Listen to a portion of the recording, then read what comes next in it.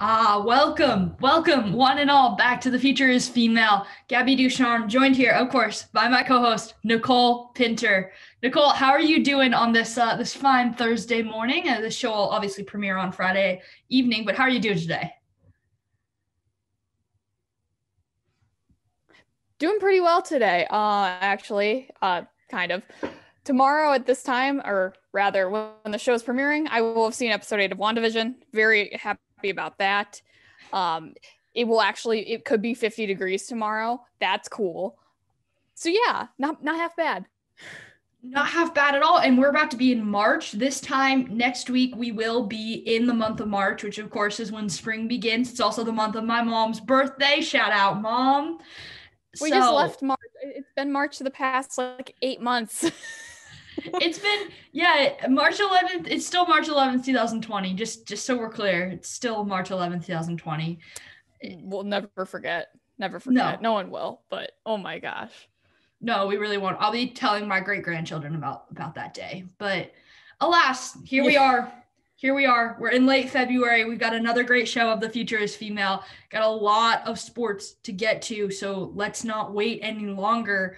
Starting off with the quarterback carousel. A really big trade happened about 2 minutes after we got off the airwaves last week.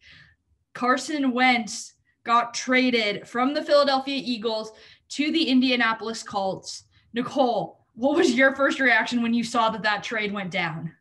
My first reaction was we just finished recording. Like, hey, at least I know at this time I haven't posted last week's episode on YouTube. Apologies, but I guaranteed he wouldn't be an Eagle, so that held true. Because No, that's you the were. only guarantee. I remember you were like, stop 1 second. Let me check to make sure he hasn't been traded. Okay, we're good. We're good. And that was Because I was probably 10 waiting minutes for before the it. trade went through. It was gonna happen. Knew it was gonna happen. I figured it happened while we were recording, but whatever. I was about to say, God forbid, like it would happen while we're like on the airwaves doing our show, right? God forbid we don't look Yeah. like total idiots 24 hours later for missing out on the news. You know, it do be like that sometimes. But It really do. It really do. Philly gets a 2021, so this year's third round pick, a conditional 2022 next year second round pick that could become a first round pick under two conditions. If once his play time is at or above 75%, meaning he's playing like 75% of the snaps, or it can become a first if he plays at just 70% and the Colts make the playoffs, which at this time both seem fairly likely. So after I got over the fact that we just finished recording, you thought to myself, well, here go the talking heads again about the Colts being Super Bowl contenders. I know that's us, but the ones actually on TV making money for this. But I was relieved. I was truly relieved that he wasn't a Chicago Bear. I heard he didn't want to be a Chicago Bear anyway, which, good for him. I respect that a lot. But it was just relief because as the longer he stood not going anywhere, the more it felt like Chicago's going to overpay for him and Philly's just going to be like, you know what? We don't care. He doesn't want to go there. They're giving us like 4 first rounders. So that was nice. To me, it was a relief to the news cycle too. Because that's all the news cycle was for a while, at least when we talked about the NFL. That's all it was for basically since their final game of the year, since he got benched. That's all it was. Where's he going? What's happening? Why did he get benched? What happened in that locker room? What's Jalen Hurts' role in it? Does the rookie even have any say in it? Like, there were all these storylines surrounding it. And so I'm kind of relieved that it's like, okay, it happened. So now it's going to disappear until maybe late March, early April. The draft will come. Stuff will come up again. But I was relieved that the news cycle finally got a break from it. As bad as it sounds like people were just debating about why he was such a whining baby for getting benched. That's what it felt like it was by the end. Yeah, and I mean it was since the night before the Super Bowl, so a few weeks that people were saying, oh, he'll be traded in a few days. He'll be traded in a few days. It took a little longer than that, but obviously I think the Colts were the only landing spot for him, in my opinion. They're the only Cool. landing spot that makes sense. My question was, because Philadelphia wanted like multiple first round picks for him, right? Like Philly just signed him to that massive deal about 2 years ago. They wanted multiple first round picks. They wanted franchise players in return. They wanted a lot for a quarterback that has done very little since like they won their Super Bowl like 3 years ago. So my question to you, Nicole, who won this trade? Carson Wentz. I think Carson Wentz won this trade. Obviously, it came out, I think, just after this, that him and Doug Peterson hadn't talked for like 10 weeks or something like that, which is whoa. And now they're both gone. It's crazy that they didn't just choose one or the other. Like, I mean, I have my own opinions about Doug Peterson. I think Frank Reich is the biggest reason the Eagles won the Super Bowl that year. I think Doug Peterson is a very aloof coach. Yeah. We can debate whether he's better than Matt Nagy, but probably is. But I will not stop my terror on Matt Nagy. All due respect to him and his family, but him as a coach. Anyways. Just a tiny sidebar. The Bears rant got shoved in there this morning. Just tiny sidebar. I know I've been saying it's been coming for weeks, but I would like to see what they do at quarterback first. I want to. It might be after the draft when I rant about this franchise, and maybe that's right. You know, I'll leave that promise there. After the draft, I will rant about Matt Nagy and this Bears franchise because oh my gosh. So I've like I look forward to it. To write it. All of our viewership looks forward to that day too when the Bears rant returns. Because I hope they do. It's therapy to me. But this show apparently is her therapy session, folks. Just so we're clear. It's my sports therapy session. But you know, I even forget the question you asked. But it's okay. It's crazy that the Eagles didn't just choose one or the other. I think the Eagles' main problems are still there. Well, because what I asked was like basically between these two teams, like who won the trade?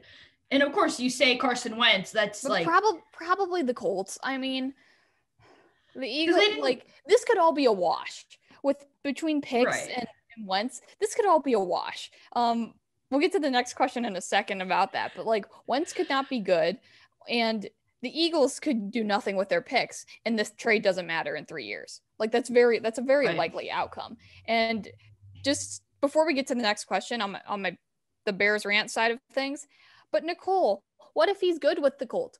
What if he takes the Colts to the playoffs? Won't you be upset? If you heard me on hypothetically speaking, you heard me answer this question. My answer is no. No, I will never be upset. Under no circumstance would he have worked as a Chicago Bear. No, I will not be upset. Anyways, Gabby, are the Colts Super Bowl contenders now? It's a valid question. I'm just going to totally ignore the extremely passive aggressiveness that was that mini rant at Carson Wentz. My apologies. I'm just going to totally ignore that. Okay, folks, you couldn't see her on the radio just now, but like Nicole was staring into your soul just now. Don't worry. You'll see it on the YouTube and we'll probably, yeah, you're going to feel it in the voice too. Anyways, are the Colts Super Bowl contenders? No. I don't think so.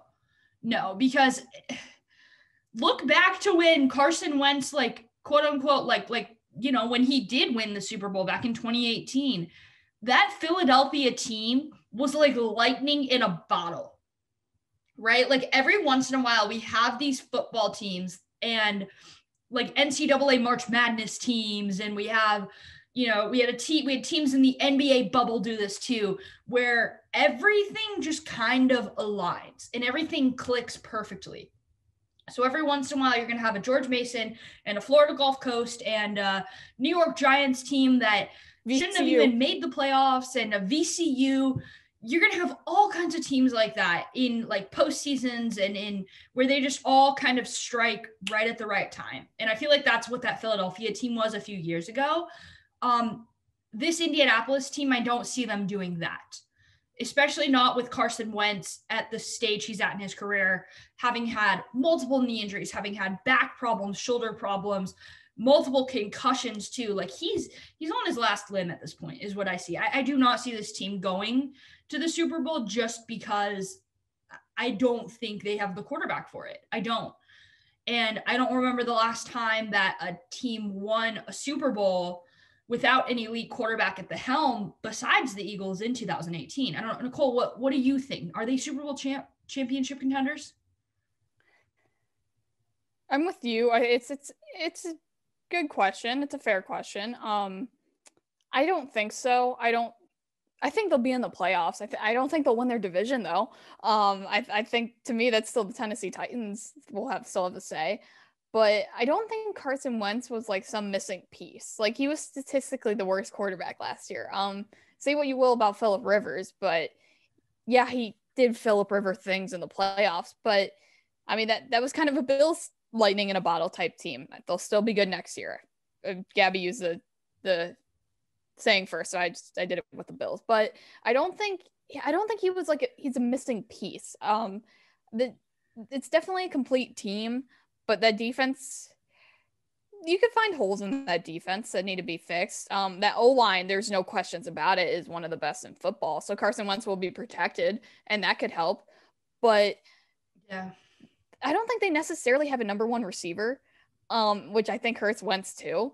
Yeah, T.Y. Hilton, kind of. Michael Pittman, who won't give up his number 11 to Wentz, kind of. Like, they don't have a definite number one receiver, and to me, that won't work with Wentz. Maybe they'll get one. Maybe between now and when we record, the Colts will trade for, like, a big receiver because that's our luck. But, I think they're in the playoff discussion. I don't think they're in the Super Bowl contender discussion yet. Not with Wentz. So what do they need to get to be in the Super Bowl contention? Do they need a new quarterback? Well, I think that would help. I think, that makes but sense. Frank Reich, I think Frank Reich could make Carson Wentz look good again. I don't know. We'll find out. Like that's really what the Colts are kind of hanging on right now. But I number one receiver if you're gonna stick with Wentz, which they are. I don't know why I'm saying that, but I think you need a number one receiver. I think you need some help in the secondary. I think that's what the Colts need. They have a solid kicker. I don't think that's too much of a question. They're more of a complete team than most. So it's not out of the realm of possibilities, but Frank Reich has to do some major work on Wentz. Well, from one quarterback who already has a home to other quarterbacks in the league that might either be wanting new homes or still seeking a place to play, Nicole, the QB carousel continues, and one name, like, who's considered probably the best QB in the league, if not probably a top 3 QB in the league, Russell Wilson, might be looking for a new home. Yeah, I'll try to keep these next 3 QBs short because I took up time with my mini Bears rant. My apologies. So Russell, this is as of Thursday morning from Bleacher Report, who reported it from a few Seahawks writers at The Athletic. Russell Wilson's camp has broached, new word of the day, which means raised discussion, trade destinations with the Seahawks. Teams that have been mentioned are the Dolphins, Jets, which are being mentioned by every quarterback now. Who knew? Saints and Raiders. 4 destinations I personally wouldn't have guessed for Russell Wilson. The Jets, listen, the Dolphins are popular, but we don't know what they're going to do with Tua. I really like Brian Flores as a coach, really like him, and I think the Dolphins have a bright future. But I'm so iffy on giving up on Tua just yet. The Jets still don't know what they're going to do with Sam Darnold. Robert Saleh has proven to be a very popular guy in the NFL, and rightfully so. But I still they're the Jets. I just have such a hard time seeing that. The Saints, Drew Brees might be coming back. Why? I don't know. But that'd be interesting. And the Raiders, we don't know what's going to happen to Derek Carr and Marcus Mariota. He was in trade discussions last week. Those are kind of fizzled out. That would be interesting. That actually interests me the most out of the teams on the list. The part that fascinates me is like Drew Brees can't even be driven away by a global pandemic at 40. That's not going to drive you away. What will? He should retire for his own good. Listen, I've been a Drew Brees fan a long time, and Yeah. man, just for your own good. Like, I know you want to get a second ring, but if it wasn't going to happen this year, it's not going to happen next. I love his kids. His kids are really cute. They're so cute. His 2 boys and his little girl, or 3. Does he have 3 boys and a little girl? Something like that? Yeah, I think he has 3 boys. Go spend time with your kids, Drew Brees. Go. You got like a 12-year-old at home. Go teach him how to play football, right? Like he's like started his own youth football league and stuff too. Like, go do that. Like, go pursue that.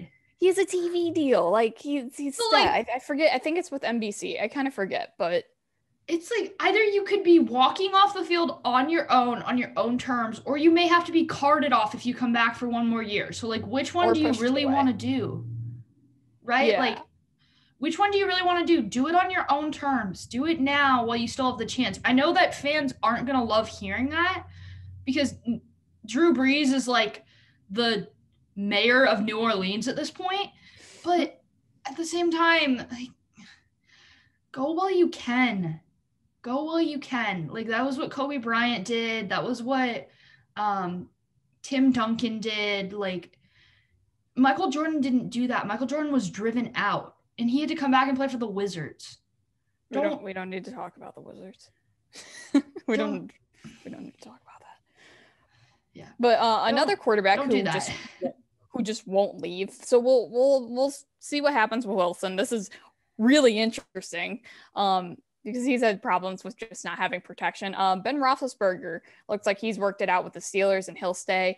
We won't spend much time on this because Steelers fans, I am so sorry. You will not be contenders as long as that man is your quarterback. Real quick, Gabby, what will happen to Cam Newton in New England? And do they have a better option? I don't know if they do, because they don't have the draft stock or the trade capabilities to say trade for someone like Russell Wilson, who might be on the trade block, or someone like a Derek Carr. They just don't have they don't have the assets, and they're not really willing to pay the money for it either, because they didn't want to go after Tua Tagovailoa. They didn't want to go after Carson Wentz, and I don't know if Carson Wentz is actually a better option than Cam. I feel like he might be, but they didn't want to go after Phillip Rivers. They were being cheap. Let's put it that way. They were being kind of cheap, and that's not going to win you rings. They were spoiled having Tom Brady at the helm for 2 decades and just always expecting him to get it done. And then I feel like they kind of like got smacked back into reality this season, realizing how hard it is to win when you don't have an elite quarterback at the helm. I'm not disrespecting Cam Newton, not like that, high schooler did a few days ago. Yeah, on social media. Talk about a good way to have your 15 minutes of fame, kid. Anyways, I'm not disrespecting him by any means, but I'm just kind of facing the reality of where he is in his career. He's definitely still a QB in this league, but he's not a QB that you can win a Super Bowl with at this point. I don't think they have a better option, unfortunately. So it's probably going to be Cam Newton, and they'll go 7-9 again and have the 15th overall pick in 2022. All right. I depending on what San Francisco wants to do, I do think they have a better option. Is Jimmy G better than Cam Newton? I don't know, but I think him working with Bill Belichick is something that we've already seen kind of work. And I think Bill Belichick, not that Belichick and Newton had a bad relationship or anything, but I think that's something that they would like to explore and like to try out, depending on what they want to do. I think Cam Newton absolutely still deserves to be in this league in some way, shape, or form as a starter somewhere. His throwing motion physically hurts my arm when he does it, but that doesn't mean that he's done. I think he could be on the tail end, but I don't think he's done. But will he stay in New England? I have a hard time seeing that personally, but I don't know. We're 2 months away from the draft. We'll see what happens. I do think the Pats could have better options, but Belichick and Newton, that was the first year. Maybe it could still work out. Who knows? Yeah, who knows is right. And I guess only time will tell whether or not it actually does work out. Transitioning, of course, from the NFL to the Aussie Open. Serena Williams and Naomi Osaka go at it. And then there's like, of course, stuff happened on the men's side too, but everybody was talking about Naomi Osaka and Serena Williams, one generation facing off against the other. Nicole, what were your thoughts on that matchup? You know, for a match that ended in straight sets, that was such a fun match. I think everyone enjoyed it. Serena had her in the first set. I mean, I think it was like 2-0. She had a chance to go 3-0, and then Osaka just kind of took over. Like, I mean, she had this crazy backhand angle that she did, like perfect angle, which I had a tennis match on Wednesday and I did twice. So that was fun, you know, when it went in. God, I got such a thrill from doing that. I was like, Osaka. But anyways, because it was just so good. Her serves when they went in were incredible. She would go on to beat Jen Brady in straight sets in the finals. And this is her fourth major title. She's on a 21 match win streak. Basically, when she gets to the quarterfinals of any Grand Slam title, she's not losing. She's just really good. Before we go back to Osaka, between you and I, just because we should mention it, someone who I like significantly less, Novak Djokovic won the Australian Open.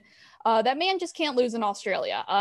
This is his 18th Grand Slam title. He still trails Rafael Nadal and Roger Federer, who I think have like 21, 20, 2019, someone like that, respectively. Half of his Grand Slam titles are in Australia. Like it's crazy. So yeah, as much as I personally don't like him, he can't lose in Australia. Like it's not happening. He's part koala bear at this point. Right? Like he's just part koala bear. Let's just get that out there now. So good. I hate it, but it's so good. He's so good. But anyway, so what were your thoughts on Osaka? What were your thoughts on Serena kind of taking her time, leaving the court, and sort of she cried at the press conference? Like, what were your thoughts on those two, just real quick? Just really quick, all respect to Serena Williams and what she's done for the game of tennis. I don't know if I would know very much about the game of tennis if it weren't for her, and I don't know much, but I don't think I would have as much respect for the sport as I do if it weren't for her. I'd probably just kind of characterize it as like this very stereotypical thing that people play at country clubs, and I wouldn't have as much respect for it as I do as like a sports fan and everything like that. And so so much respect to her for what she has done for the game. It feels like it's the end of an era because she's realizing that it's time to pass the torch. It feels like it's the closing of one chapter. She has been doing this chapter of her life since she was 14 years old. 25 years she's been doing this chapter of her life. She's been doing it longer than I've been alive. Like when I was a baby was when she started winning and actually like doing it and actually dominating at it. But she had already been doing it for 6 years at the professional level. When I was graduating 8th grade, Serena was playing professional tennis. So I have so much respect for what she's done for the game. And then Naomi Osaka, hello, welcome. Welcome to the era where you're going to have young girls looking to you for answers and for inspiration, just as you once did to Serena Williams. So I have a lot of respect for both of them for what they've done. Nicole, what are your thoughts on the two of them? The same. You know, I don't know what Serena Williams' futures hold. I hope she still sticks around for a little bit, but I mean, the Osaka era is upon us, and they're both incredible. Osaka is amazing, and just we'll be seeing a lot more Osaka. Hopefully, Serena sticks around for a little longer. Of course, transitioning from the dominance on one court to dominance on another court, NBA All-Star Weekend is coming up. Say what you will about it. As of right now, it's still happening. Devin Booker originally was not an All-Star. Now he is. So, Nicole, what were your thoughts when you saw that D-Book wasn't an All-Star, now is, and just kind of on like the whole event in general? All-Star voting is kind of funny to me in the same way NFL Pro Bowl voting is funny to me. You know, watching like people get mad about it. I don't know. It's kind of funny because it's like, It's people voting at home. Of course they're gonna vote for like, I mean, did anyone see my my all-star vote on my Twitter page? I voted for the West. I actually got right. The East I voted for all Bulls teams. So it's like, you know, but Zach LaVine's an all-star. That's all I care about. I mean, Finally, yeah. finally, Zach is an all-star. My UCLA Bruin. I love Zach LaVine. Like he came off the bench at UCLA his freshman year, went to the league. Nobody thought he was ready for it. They thought he was too skinny. He was too raw. He wasn't polished enough. Here he is. Like 6 years later, he's an NBA all-star. So good for Zach LaVine. Yes, I'm so happy for him. I went off the question, but yeah. So Devin Booker, now he's won. You know, I think East Coast bias, I don't know, call it what you will. I don't follow NBA All-Star voting all that closely, but I think it's just funny when people get mad about the All-Star voting because it's kind of like, yeah, it's like it's the same thing as voting for the Kids' Choice Awards, man. Like, what do you want them to do? It pretty much is. Yeah, it pretty much is. I wonder, I think the last time we had two NBA All-Stars here in the Valley was probably back in like 2011 or 2009, I'd say, when it was Amare Stoudemire and Steve Nash. The year after that, Amare left the team and went to the New York Knicks. So like, I think it was probably back in 2009 or 2010, the last time we had two NBA All-Stars on this team. So it's kind of exciting to be in Phoenix right now because the team's on the up and up. It's a fun way to celebrate. I still have my money on it though, that like LeBron James and Giannis Antetokounmpo and a lot of like other like stars, Luka Doncic, they're all going to come out like within the next week or so and just end up with like a calf or groin injury and have to sit out for like 2 weeks. Just in time for like All-Star weekend. I'd put money on it. Oh yeah, because I don't think any of the players want much part in this, despite that a lot of them are excited to be selected. I don't think they like if you have your head on straight right now, I don't think you want to go to an event like this. Of course, it looks like the event is happening, so let's celebrate the victories of people getting picked for it. But of course, transitioning from NBA All-Star, it's really exciting. Nicole has players from her team in it. You know, I love the fact that Bulls are fun again. The Bulls are fun again. I love it.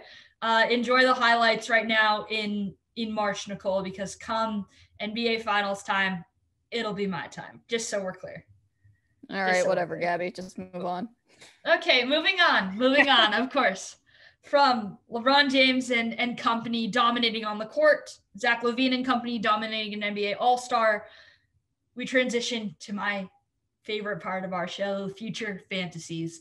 Just to end off, my future fantasy this week is that we will always appreciate athletes and humans for who they are and for the fact that they are healthy individuals, for the fact that they are human beings first. This all coming off of what happened the other day with Tiger Woods getting into a car accident. We are very lucky. He is very lucky. His family is very lucky that didn't end in tragedy, because I had a bad feeling that it could have. And so I hope that an incident like that, as well as the 1 year anniversary of Kobe Bryant and Gianna Bryant's funeral, reminds all of us to appreciate the little things and the little victories.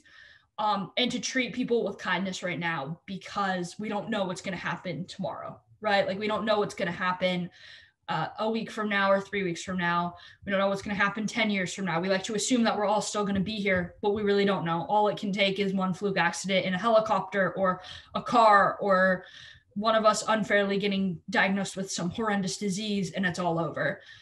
So my future fantasy is looking beyond to understand that athletes are human beings too, and we need to treat them with respect, even if they break our hearts and they lose games for us and things like that, because I don't know where we would all be right now if that actually did end in tragedy. I don't want to think about it. I really don't, because it would make me sick to my stomach at this point.